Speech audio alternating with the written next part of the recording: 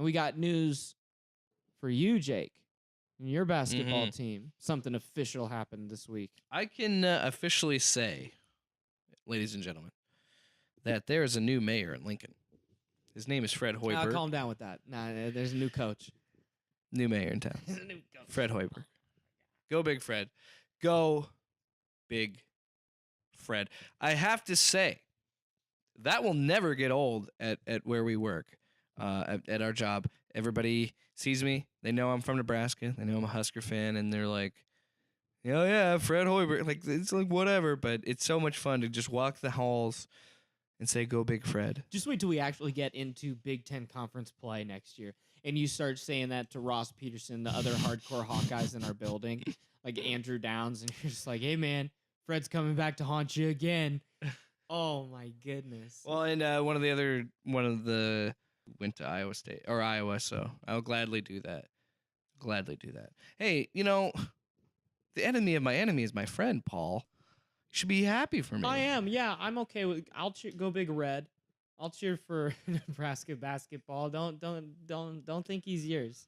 It's like Brett Favre on the Vikings. Okay? You don't think he's not mine, even though he grew up in Lincoln. He did not grow up in Lincoln. He went to Ames High School as a quarterback in basketball. He was born in Lincoln. He was born in Lincoln. Started his life there. Some would say his formative years were in Lincoln. Michael Jordan was born in New York City. Does he say he's from New York? No, he's from Carolina because it's about where you grow up. Oh, so even though I lived in Nebraska, born and raised in Nebraska, I've been living in Iowa for 3 years. Am I an Iowan now? Where were your formative years? Where did you grow up? Nebraska. Okay, you're Nebraskan. Okay. I was born in Newton. I moved out to Ankeny when I was 3. Do you think I say I'm from Newton or from Ankeny? You say you're from Ankeny. I'm from Ankeny. You live in Ankeny. I live in Ankeny, yeah. I'm just doxing you right here on the... But it's the same thing with Fred. He grew up in Ames. He went to college in Ames. Who he is a man was formed in Ames. No, you can't even argue that. No, it's just so funny that I pulled you into this rabbit hole. I just grabbed you and yanked you into this rabbit hole. I'm all aboard for this, and you still pulled me in. But I will cheer for Nebraska. I am a little worried about the recruiting, but it's like, you know what?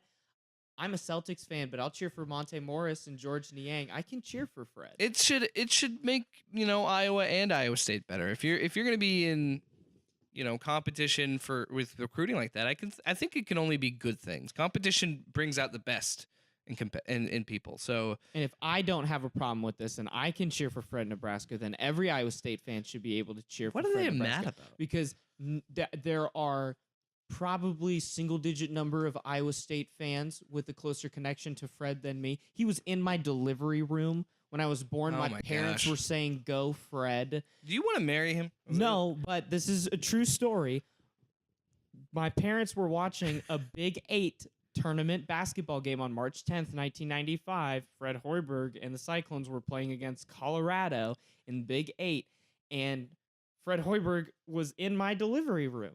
I have been hearing chants of Go Fred since birth. Literally, I have been a Hoiberg fan since the second I was born. And if you have any problem with him at Nebraska for any he should be more loyal to Iowa State, come see me, bro. Come see me. Why do people get so worked up in a tizzy? Coaches are mercenaries, man. They are hired guns. That's what they are there to do. It's easier for them to get a job or leave a job than players. That being said, if Scott Frost left, I would be very, very upset. Yeah, if Scott Frost went to coach Kansas. Oh, God. That's legitimate. That's what's happening. Yeah, because they're in the Big 12 and the Big 10. No, because Kansas football is pretty comparable to Nebraska basketball. Yeah, I would say so, yeah.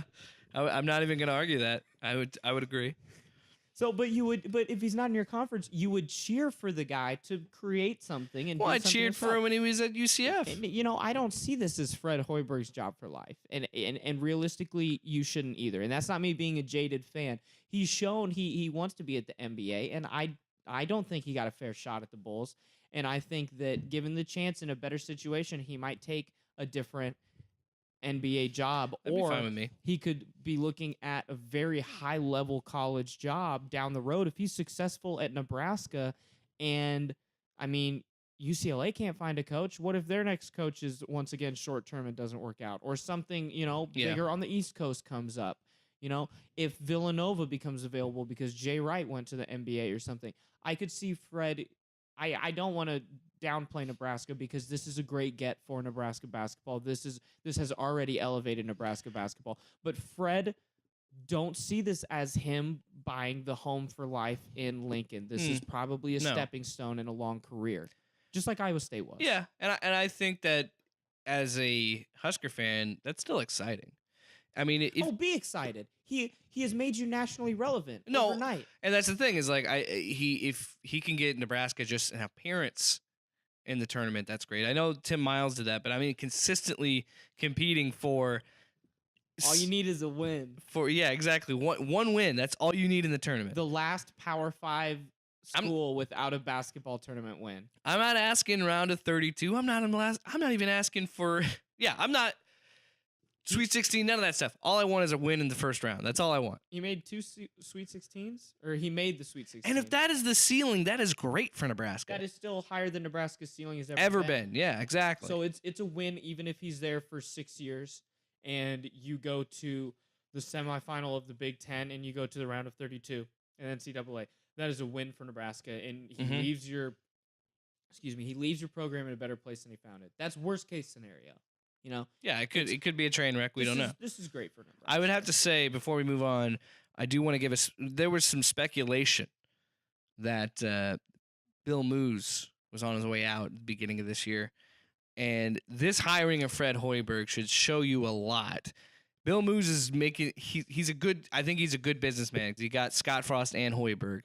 And granted, one was unemployed, but one had a very good job in a school that he was building up to be not great, but they won a Peach Bowl. Point is, Bill Moos has been doing a great job as Nebraska's athletic director. Last note, I would say I really wanted Hoiberg to take the Alabama job. Oh, God. Because then Hoiberg would be coaching at Prome's alma mater, and Prome would be coaching at Hoiberg's alma mater. That's another thing, too. And you already said this last week, but yes, lay off Prome, man. He's doing good things for you. You got a good coach. He's doing great. Iowa State basketball is in a great place no matter how this season ended. Don't be bitter. We have good young players that are going to be back, and we'll have another grad transfer, too.